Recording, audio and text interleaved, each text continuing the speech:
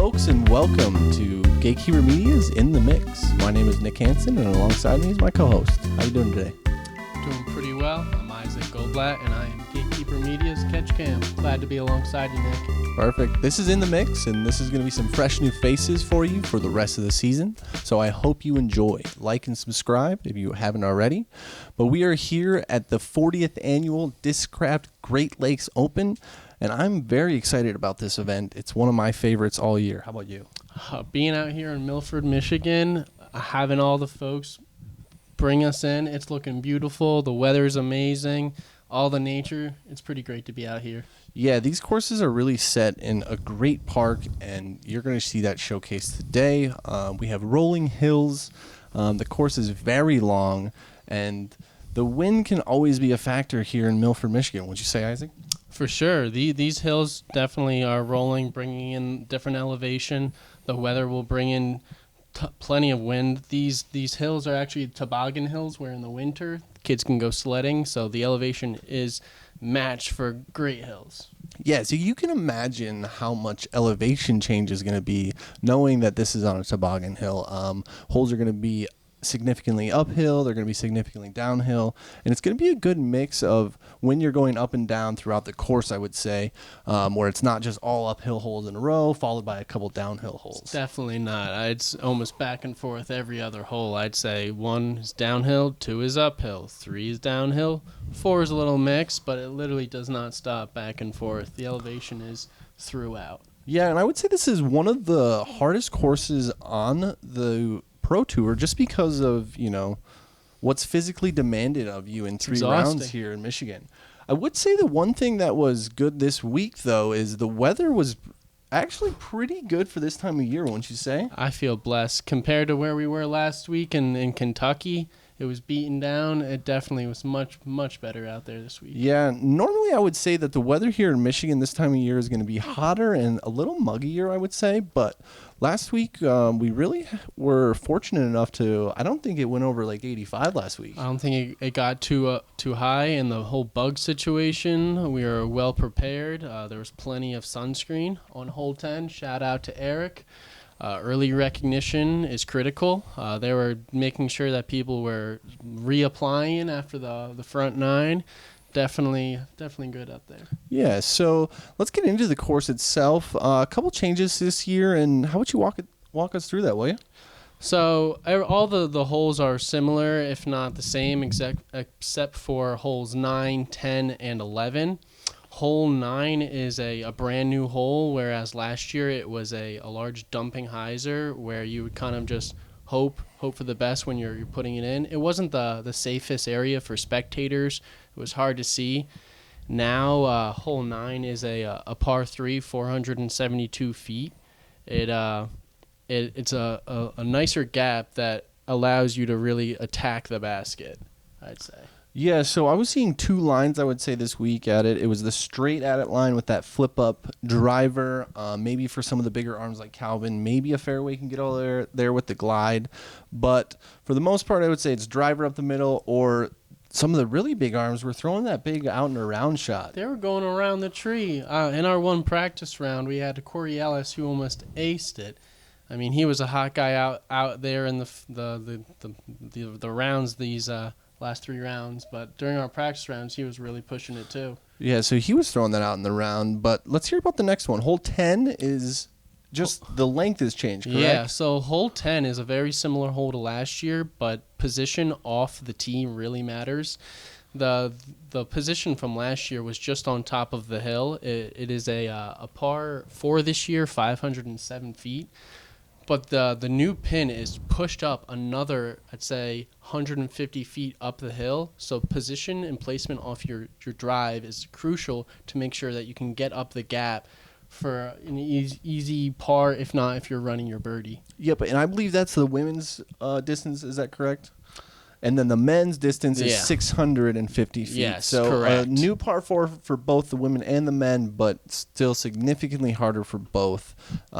We witnessed ourselves this weekend that approach shot is just so hard with not only throwing uphill, but you also have that low ceiling to deal with as when you're trying to get to the bucket, if you do come up a little short on that hill, and even if you get up there past that first tree on the left hand or the right hand side, you still don't have an easy upshot. There's not many places you do have an easy upshot on that hole, I would say, to be honest. Honestly, it was interesting to see how hard that people were pushing it up. They would say, yeah, that right-hand tree is something you want to miss, but they would still go right at it. You can't help it. You got to go for it. And they'd be in some rough off to the right. I remember even off of, I think it was round 2, Brody Smith was off into the right, and he laid something out, pushing it out of that rough.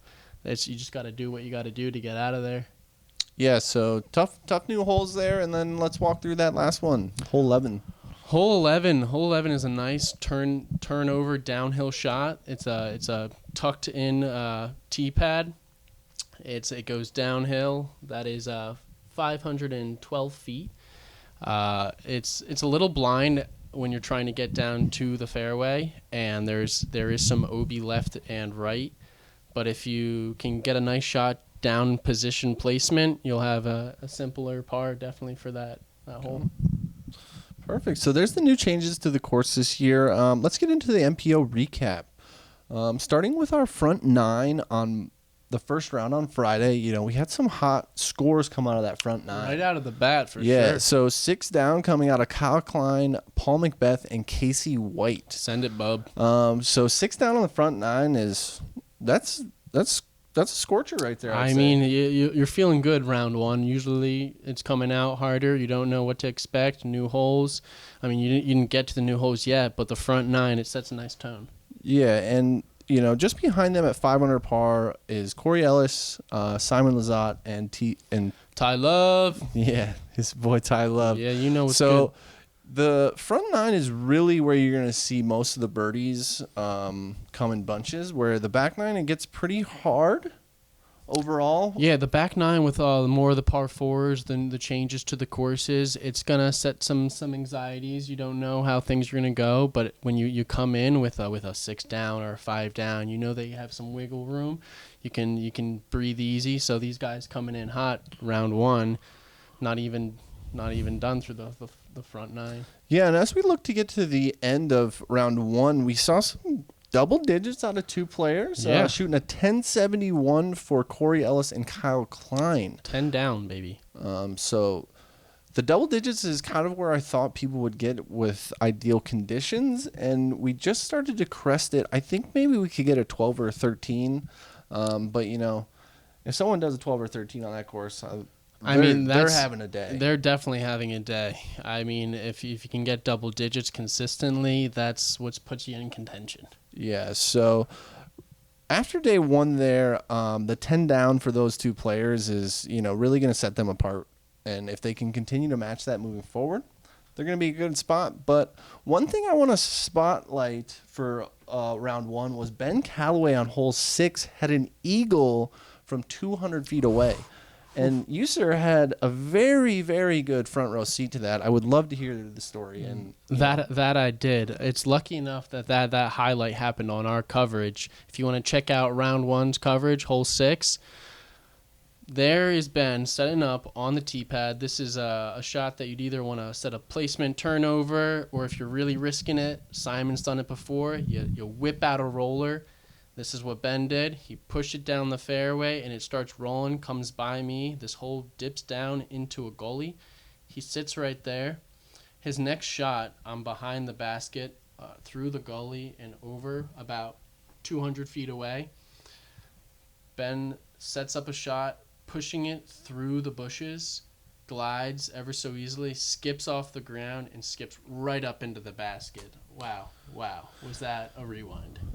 Yes, you definitely got a Gatekeeper rewind from that. From my angle, it looked like it just skipped up perfectly and just came and sat down in the basket. It looked so perfect. It wasn't going anywhere, I can tell you that. No chance of spitting, I would say. For sure. That was for sure a highlight of the round. Yeah, so let's move on to round 2 there. Round 2, we didn't see any double digits on the round, surprisingly enough. Calvin Heimberg with our best round of 8 under par and a 1053. For sure. That was, I feel like coming after day 1, those hills come at you. People are reevaluating how they're going to recuperate. They're coming into day 2. guns blazing, you're feeling hot, but it's hard to repeat day one procedures. Yeah, the course usually gets harder as you go on, but I think the conditions were relatively the same. So even though the course overall played a little easier on the players, I believe by almost the full stroke that it played difference over the 2 days, we didn't see any double digits. So, there was more of an average in that 2 to 4 down, I would say, compared to where on day one we had multiples up in that 8 to 10 down. The margin in the men's field is definitely stacked. Like, I'd say it's harder to have an outlier in such a course that a lot of people shoot well at. Yeah, so Calvin Heinberg said it himself that this is really a thrower's course. So if you're throwing the disc well, you're going to find yourself in more chances to have birdie. Making big putts is always important, but giving yourself looks at this course is really the most important, especially with some of those holes on the back nine with those par fours. Of course, sure. So on the second round, we had one eagle on the day from Ian Brochette. A throw-in from 345 feet away. That's insane. That is insane on that hole. If anyone knows what that one is, like you may have seen Garrett Gerthy or some bigger throwers, Simon, just chuck it down there. You want to hope that you don't get it off in the left or the right and just keep it down there. He must have really sauced it right there in the middle to set up that. Yeah, so I'm thinking from 345, maybe a fairway driver or something. My guess would it be the stall? Is that what he throws? I mean, Castoplast got the stall as a very nice disc, maybe even the yarn. Definitely, I mean, it's hard to push something like this Fay there.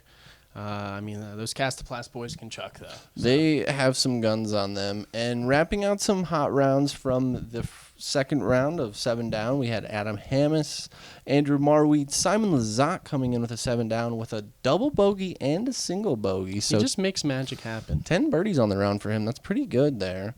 Let's get on to the third round and the final day here at the men's. Deglo. Yes, for sure. Moving on to a round 3, we're going to have plenty of battles, let me tell you. This is coming in hot. We had moving into the round 3. We ended up going into scores that had double digits. Cole Rodolin actually pushed it and had a great day. But the story of the day is really between two pros that really pushed it, Heinberg and Corey Ellis. Can you give us a bit more of a play down through what happened? Yeah, you bet. Those two battled all day. And it was so fun watching them on the coverage, just going back and forth, blow for blow, all the way till the end. So some highlights from the round. Corey threw a big a big throw in from about 110, 120 on hole 10 for birdie. I remember hearing that. We were a few cards up on lead card and a few holes up, and that definitely rung through the hills. Yeah, so, getting that birdie for him really gave him a kickstart on the back nine. They were tied going into the round, and at that point, I'm pretty sure Calvin had him by 1.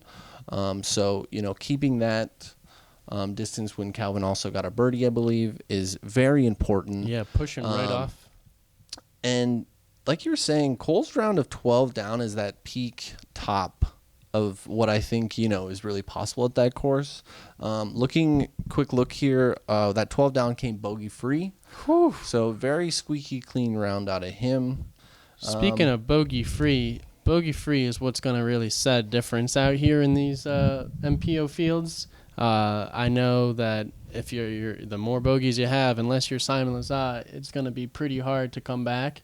2 individuals in particular that went bogey free all weekend, Gavin Rathbonn and Andrew Marweed. Yes, they both did, and that is very incredible. But back to where we were on that hole 10, that throw-in did really save him from going down 2 strokes there. But going down the back stretch and the final 9, Corey took an unwanted bogey on hole 15, and that resulted in him needing to birdie out then to tie Calvin Heinberg and force a playoff. That lights a fire under you. So the fans, are really looking for that. Playoffs give us more holes. They give us a little more excitement, and, what's better than a little more disc golf? Oh, we love more disc golf. Yeah, so the playoff consisted of hole 1 at Toboggan, the big downhill moving left to right, and Corey Ellis teed off first and unfortunately was barely out of bounds on the backside of the basket. Do you believe that? Smidge. It was literally, you could see the line. It's one of those ones that you stand over top of and you just look at and you're like, how is my disc out of bounds by that much? It's like, is anybody looking? Just like, oh, everybody's looking. Yeah, in that moment, it's very unfortunate that it was out by that much because of how much was on the line for these players. I believe if Corey would have won in the playoff, it would have been his first Pro Tour Series. Is that correct? It would have been, and he comes fighting in the Toboggan area. Like he throws well. He's been a good finisher here the last few tournaments, but Calvin Heinberg is, no stranger to winning in playoffs. No, unmatched. If you guys remember earlier this season in Jonesboro, he went toe-to-toe with Macbeth and just stone cold. Was that Jonesboro or was that OTB? Jonesboro. Jonesboro. Yeah, Jonesboro. But he won OTB, is that correct, this year? Okay, perfect. That's where I was thinking. Yeah. So his first win, Calvin's first win this year came at OTB. Second win coming now at Deglo here in Michigan. So congratulations, Calvin, on that. I don't really know what else to say. Like, he's getting so good under pressure, I feel like, and he's going to be in contentions for Worlds this year. Yeah.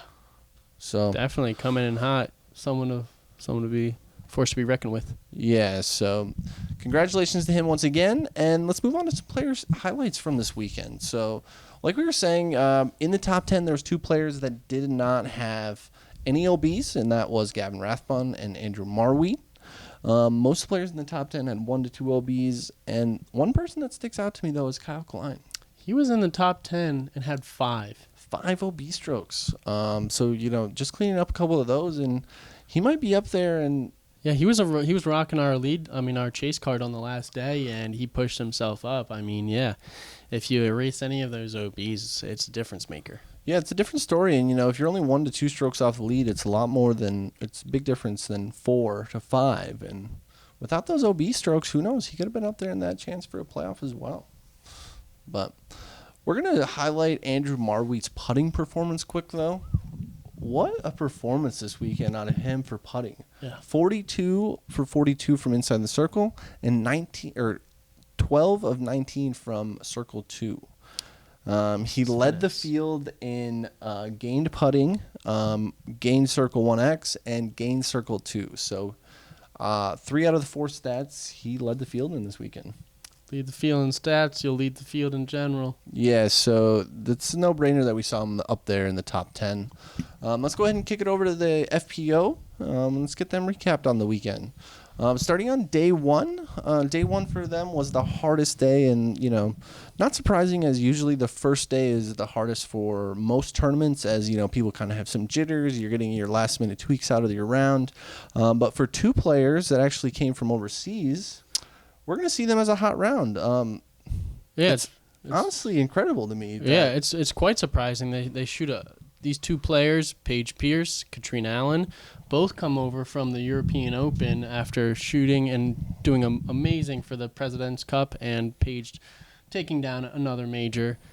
They shoot 7 down, 997 off the first day. That's incredible. Yeah, we're going to have to say no jet lag for them, or maybe they've just figured it out over the last couple of years with going back and Champions forth. mentality is what that is. Yeah, so the will to win. But yeah, 7 down, 997 is a great way to start the tournament, and, that's exactly what I would say we're looking for out of them. Following them up at 6 under par, Natalie Ryan, Emily Beach, and Valerie Mondhandu.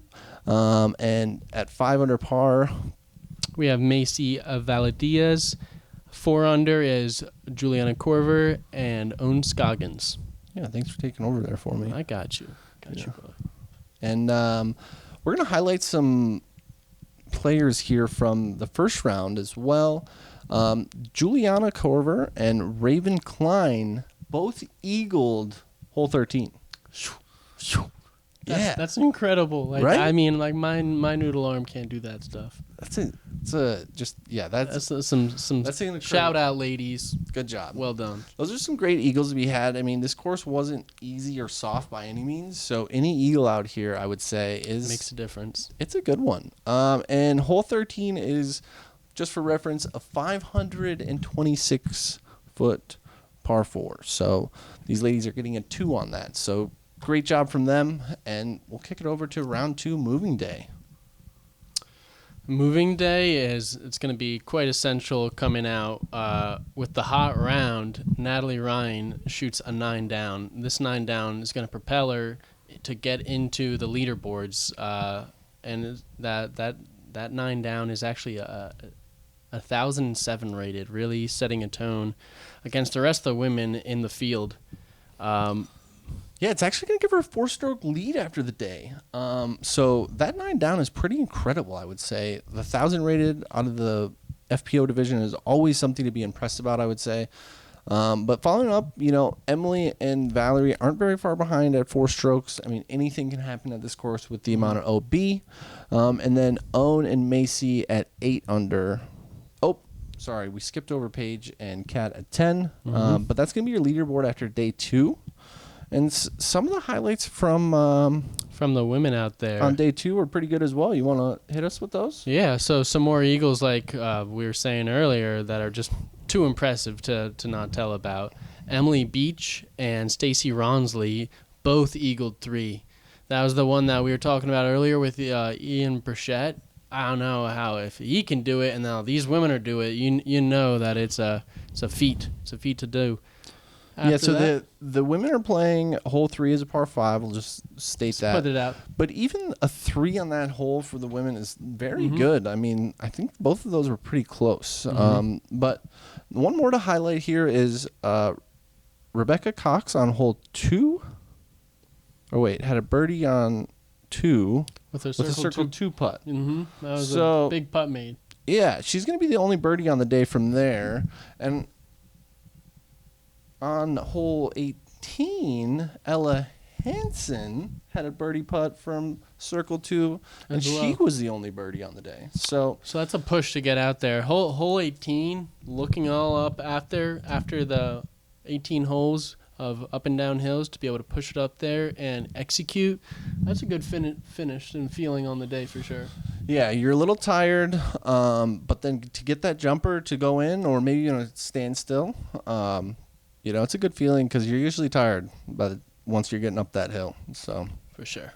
So some good standout birdies and some standout eagles there from our ladies on the day 2. And moving on to day 3, where Natalie Ryan has a 4-stroke lead on the field. She really just needs to play smart and conservative to hold off and get her first Pro Tour win.